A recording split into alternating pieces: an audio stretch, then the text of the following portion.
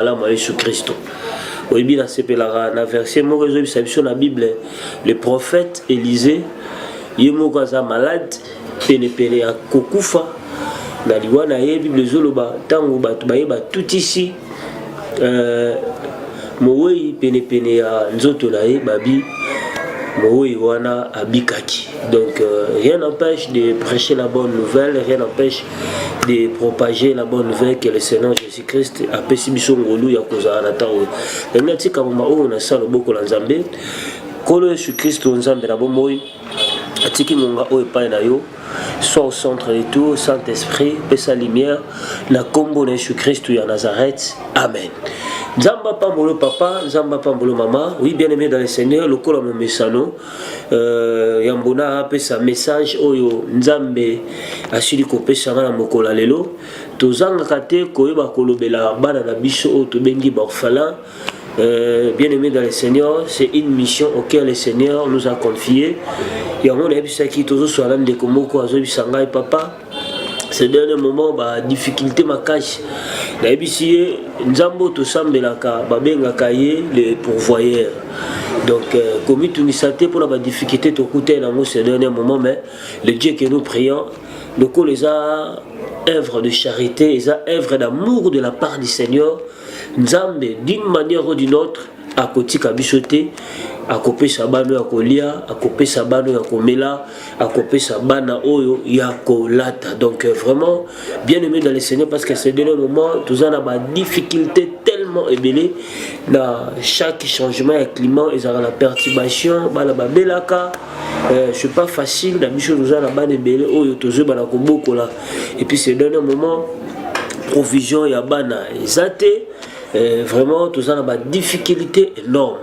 Et tout le monde répété de temps en temps, ceux qui ont passé sur le bakou, il y a des tando pour lancer appel na Bananza Benyoso, notre centre d'hébergement Matondo, l'orphelinat. Ils ont la poste à yo papa, ils ont la poste à yo maman. Nous sommes maintenant sur l'avenue Mini Congo numéro 78 dans la commune de Makala. Vous avez la poste pour assister Banao maman, n'hésitez pas, comme je viens de dire, vous avez la carreau, il y a provision, et ces derniers moments, la difficulté est vraiment énorme. Même na ma lobo, mais on ne peut pas baisser le bras, donc occuper kotika mission onzamba pessimisité. Maman Zolandanga, dans l'église primitive, il y avait l'amour qui prenait. Dans cette église, il n'y avait pas des indigents, parce que le chrétien et le chrétien de cette époque, bazalaka na socle moko ezalaka bolingo, bazalaka soudé, bazalaka ini, babi et il vivait dans la communion fraternelle, dans la prière et dans les fractions du pain. Les fractions du pain, c'est là veut dire babaneko kabola lipa moko na moko oyazi a soutenu muninga. Bien aimé dans le Seigneur. Et cet amour que nous avons besoin aussi dans Taoyo. Et Bible dans cette église, il n'y avait pas des indigents et il y avait le miracle qui s'opérait parce que l'amour était au centre. Et bien sûr que oui, il a dit que ces derniers moments, Makambongo péché baby, il y a beaucoup aussi des choses affectives où ils ont les bisabana dans Nzambi. Nga na bisaraba dans Nzambi loko moko. Ceux qui Nzamba tia na motema ko sunga ba orphelin, ko lembate parce que vous avez une déception moko parce que peut-être vous avez qui dessine dans les cambo moko, ne te fatigue pas. Oyebi muto asala ka bolambo, quelle que soit la personne auquel mais il a reçu à sali aventure à sali comédie mais yeba bolam oyo sali nzamba otika lobo sala ote. D'ailleurs c'est vraiment un très danger ya koyeba na kosala aventure surtout la musala oyo. Bien aimé dans le Seigneur na yebi ke ba te belé basé à kolemba baza fatigué et ba lobi papa nous recevons beaucoup de réclamations mais le Seigneur a fortifié Bichot, a fortifié au papa, a fortifié au maman, il y a quoi bah soutenir. On a ligné la dernière image na papa Blaise, na papa Charlie. Bon, je l'ai vu sur une image yabana. Oh, je reviens juste après. Que le Seigneur vous bénisse.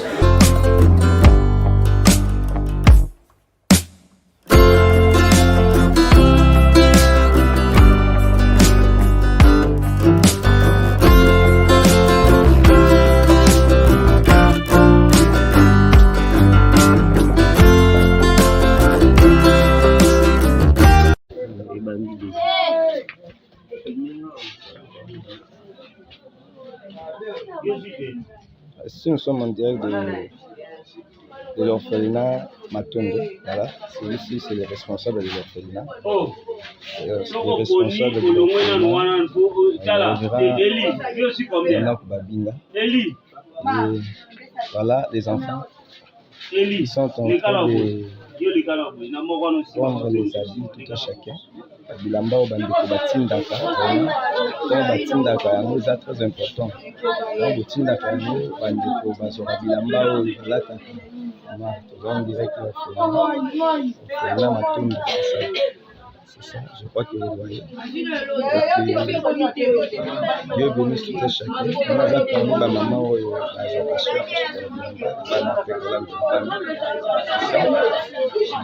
génération beaucoup.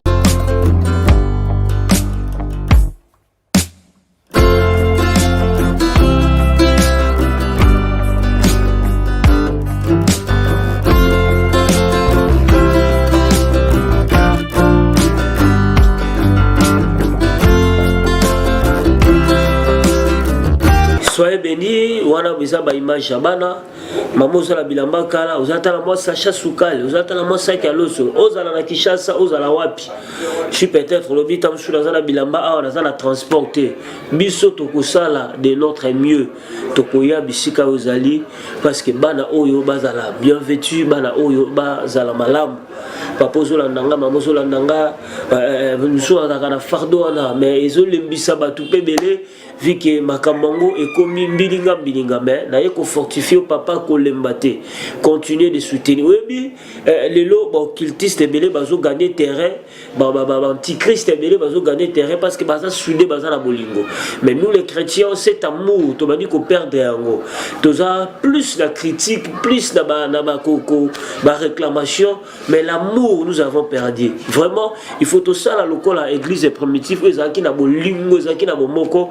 Que se soutenir comment on va soutenir les veuves orphelins. C'est pour cela que l'on s'appelle là pour plus de contacts. Notre numéro c'est plus 243 89 50 79 749 plus 243 89 50 79 749. Au cas contraire, nous sommes sur la commune de Makala, avenue Mini Congo numéro 78, notre centre d'hébergement Matondo, qui veut dire merci. Toi ça qui dit là, dans mon nyonso accenti au Bengango Nzambe à Pambolayo. N'hésitez pas de nous contacter, n'hésitez pas de soutenir ces enfants, ça sera une très grande bénédiction. Bien-aimés dans le Seigneur, beaucoup remarqué, moi, voilà, beaucoup de santé vraiment à la cocoso. Mais le message, on a coupé sa biso, c'est un message d'alerte, c'est un message d'urgence. Bien-aimés dans le Seigneur, tu as ma bonne déline à les sapins. Pendant qu'on priait, le Seigneur a fait sa biso message. Et message, oh, nous avons fait sa biso, et ça vraiment horrible. Nous avons fait la vision, la moni sanza. Et tant que nous avons sanza, na moni na moi. Mais na sanza, na moi, nous avons makila et zingi yango. Mais sanza yango, na moi yango, ils ont plus fixé toujours dans notre pays, le Congo. Et je vois la lune et le soleil, ils ont qui entouré la sang. Et dans autres, le Seigneur, mais pourquoi sanza pena moi ezo kuzinga manamakila et quand la zone sangai tende ko beta trompette mato ya bana na ngai surtout pour la mboka na bino Congo tozwa temps et belé ya prière to bon de l'ensemble makashi et le Seigneur zo sosoli sangai le soleil que tu vois ça représente les jours et la lune que tu vois ça représente la nuit alobi eza na mopepe ya mabe ya sacrifice ezotelema makasi na kati ya mboka na biso et sacrifice wana ekozala na butu pe ekozala na moi landanga bien aimé dans le Seigneur et kola zolo balanga boy eza na batu oyo batelemi basali pacte et pacte oyo basali pour que baebana ko récupérer mboka na biso. Et le pacte oyo basali lokola bazaki na posa ko récupérer mboka na ba monde occulte na ba monde secret ba bisi bango pour bo récupérer mboka wana il faut bo pesa biso une très grande quantité ya sang ya makila Bien aimé, na komona vision oyo ma misho bande ko tambola ngai. Une très grande quantité ya makila. Ba ebisi bango soki bo pesi biso une très grande quantité ya makila, neto ko pesa bino mboka wana boko récupérer yango. Bien aimé dans le Seigneur. Et le Seigneur me dira bana na nzambe tozwa ta ya komondela. Ozala na Congo Kinshasa, ozala na musika ya mboka, ozala na diaspora, prenez le temps de prier pour le Congo. Bien-aimé, Banguna et Shibatelemi Makasi. Il y a des pactes très bien signés. Et na pacte wana basengi bango makila, makila basengi bango eza tellement ébélé. Et bango ba accepter qu'on paie sa makila wana. Et c'est pour cela vous allez remarquer il y aura des enlèvements et que vous allez avoir catastrophe et que vous allez avoir accident et que vous allez avoir naba crash et que vous allez naba naufrage. Donc ba signer parce que baza d'accord par tous les fautes moyens pour ça la bango eza ba récupérer mboka na biso Congo. Oh, j'aime que quand le Seigneur nous révèle des choses pareilles, c'est pour nous pousser à la prière. La Bible nous dit ceci, l'homme prie d'avoir le mal de loin et se mettre à l'abri. Bien-aimé, Nzambe soka talisi biso mabe musika et ça pour tous wata ya ko sambela. Bien-aimé, faisons des prières, de déclarations surtout pour notre pays, que cette pacte des sangs se réalise.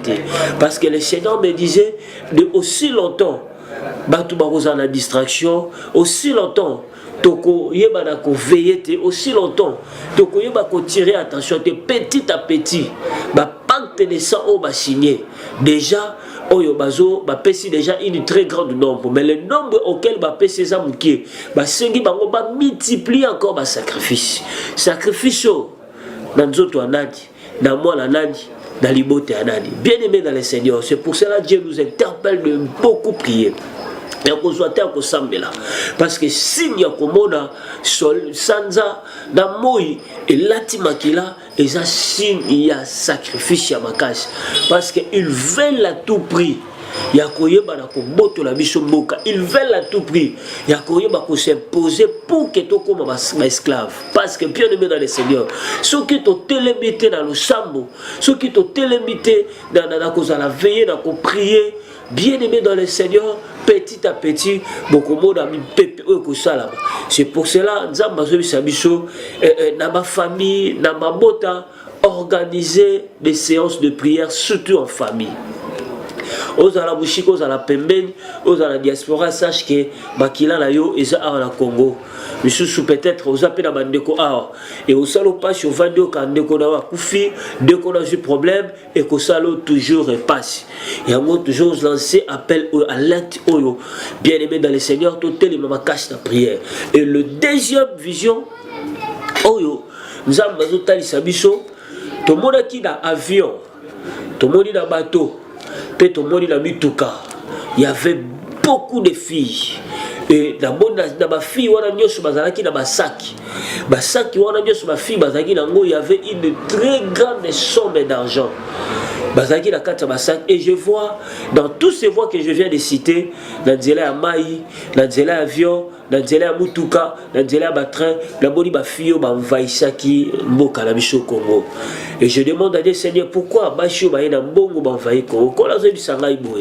Il y aura même de mercenaires filles que l'ennemi du Congo, que le diable a kotinda bakoya na mbongo pour na ko séduire, pour na ko mema plus cette distraction ya makashi parce que dans ces distractions et couper ça ba moyen ya ko récupérer les sources ba sacrifice oyo bazoluka. Bien aimé dans le Seigneur, à un certain moment il faut total comment notre pays est en train de marcher.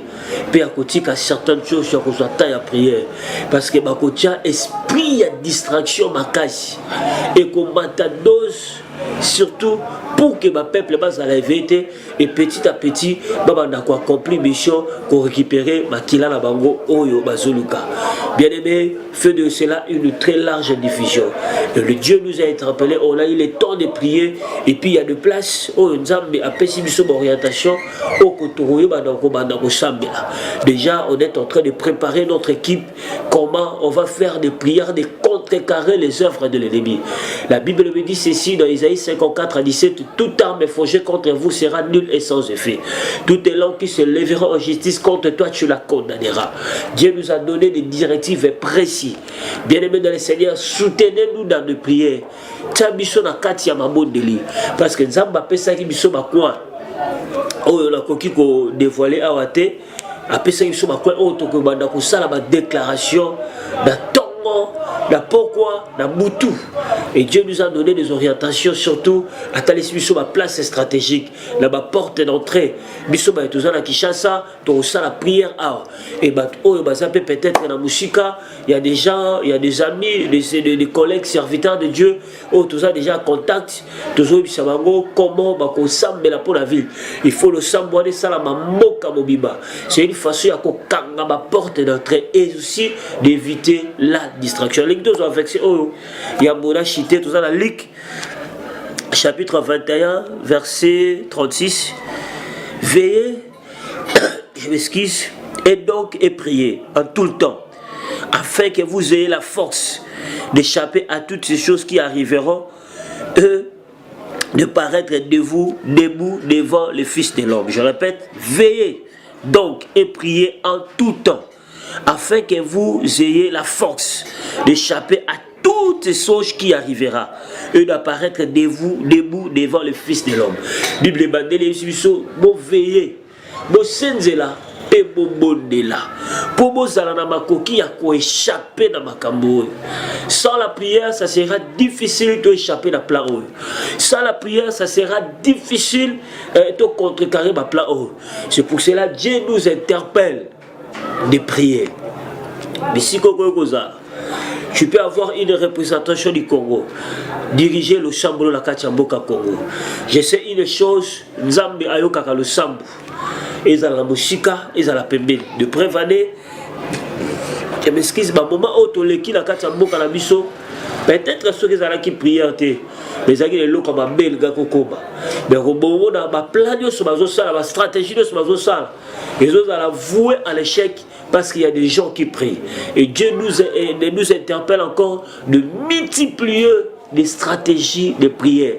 Il faut te contrecarrer plein haut. Parce que ceux qui te contrecarrer plein haut, bah conclure mission à Bango. Et que vous allez passer pour la mission. Et moi je crois par la foi.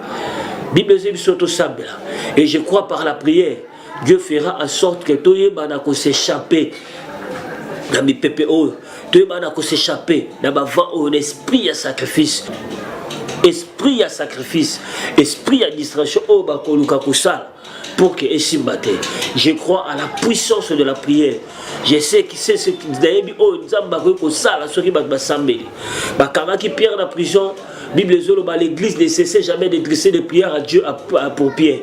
Hérode, il avait proclamé déjà que Pierre a un sacrifice. Mais quand l'église a prié, Dieu, il a intervenu, il a délivré et il a libéré Pierre de la prison sans pourtant demander l'accord de Hérode. Et moi aussi je crois, à travers la prière, Nzamba Kombeba intervention, Nzamba Kombeba confondre, plaire Boguna, mais surtout, à surtout veiller, tu être très vigilant, tu éviter distraction, tu éviter débat inutile. Vous savez, pour la chiter, c'est M. le Roboko. Oui, le diable, il a tellement compris l'homme congolais.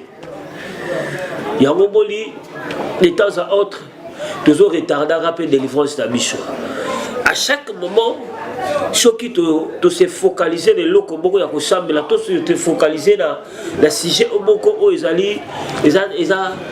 très important pour la Moka, pour la dénoncer. Au moment de l'ordre de Salaka, c'est la distraction soit soit il faut concert soit il faut organiser le robot soit surtout le quoi que internet c'est force de communication il faut et tant et quoi aveugler tout pas possible. Veillons et prions pour que le Seigneur aille parler bichot là pour que tout s'échappe. Papa ozo kangai ozala Congo ozali banda boka interpeller bandeko tout soit à kosambila parce qu'il y a des signatures de sacrifices. Oh, bandimi, balobi, baropé, c'est à vous. Parce que quand on a un sacrifice dans ma pour que atteindre barème, voilà, pour que mission la accomplie. Mais moi, je crois par la prière au nom de Jésus-Christ de Nazareth, projet la babo et Kozala, nul et sans effet. Que le Seigneur vous bénisse. Ne mettez-le par rigueur, peut-être pour la voix. Je suis un peu convalescent. Mais ceux qui ont c'est pour nous interpeller. C'était votre humble serviteur, Enoch Babiga.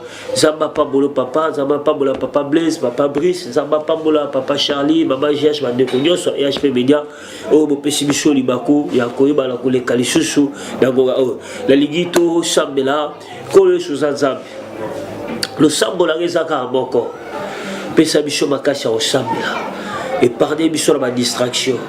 Et parler mission la pépé la sacrifice au satanazo luka kotisa. Mais nous croyons avec toi, nous sommes sécurisés. Car la Bible me dit, c'est lui qui habite sous l'abri du Très-Haut repose à l'ombre du Tout-Puissant. Je crois, Seigneur, tu es le Dieu des Congo, tu as choisi le pays. Tu pour couper sa mission richesse aux alarmes. C'était par ta volonté que tu as choisi. Il y a coupé sa mission les atouts que nous avons. Tika tes âmes. Oui, m'appelle à combattre là. Oui, m'appelle à couper sa mission qui bien. Zamba lola, suga ba kondi la mission boka kolo. Bas dans la bon cœur, donc vous allez souci à pays. Dans les noms puissants de Jésus-Christ de Nazareth. Amen. Que Dieu vous bénisse. C'était votre humble serviteur. Je crois. La coco m'appelle à ma semaine, la mission sur les songes. Peut-être la mission sur le papa, non, quand ce qui est de la non, santé, la coco, toi aussi tu veux.